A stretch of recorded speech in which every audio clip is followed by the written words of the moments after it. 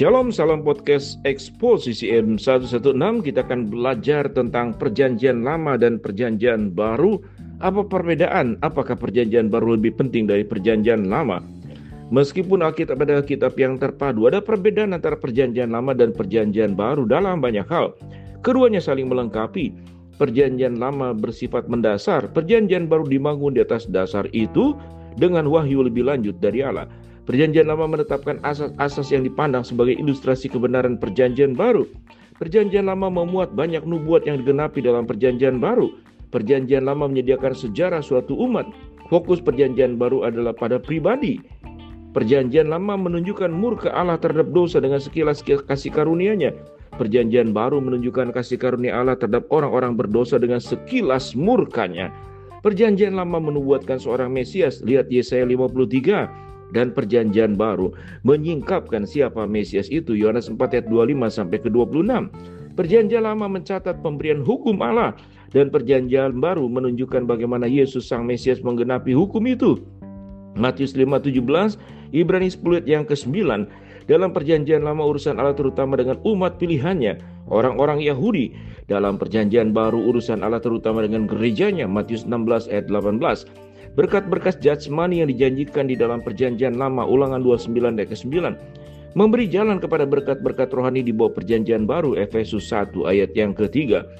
Nubuat-nubuat perjanjian lama yang terkait dengan kedatangan Kristus meskipun sangat rinci, mengandung sejumlah ambiguitas yang dijernihkan dalam perjanjian baru. Misalnya, Nabi Yesaya berbicara tentang kematian Mesias, Yesaya 53, dan pendirian kerajaan Mesias, Yesaya 26. Tanpa petunjuk mengenai kronologi kedua peristiwa tersebut, tidak ada petunjuk bahwa penderitaan dan pembangunan kerajaan mungkin dipisahkan oleh ribuan tahun. Dalam perjanjian baru, menjadi jelas bahwa Mesias akan memiliki kedua kedatangan. Yang pertama, dia menderita dan mati dan bangkit kembali. Yang kedua, dia akan mendirikan kerajaannya. Karena wahyu Allah dalam kitab suci bersifat progresif, perjanjian baru memberi prinsip-prinsip yang diperkenalkan dalam perjanjian lama ke dalam fokus yang lebih tajam. Kitab Ibrani menggambarkan bagaimana Yesus adalah imam besar yang sejati dan bagaimana satu pengorbanannya menggantikan semua pengorbanan sebelumnya yang hanyalah bayangan belaka. Domba Paskah dalam perjanjian lama, Esra 6 ayat yang ke-20, menjadi anak domba Allah dalam perjanjian baru, Yohanes 1 ayat yang ke-29.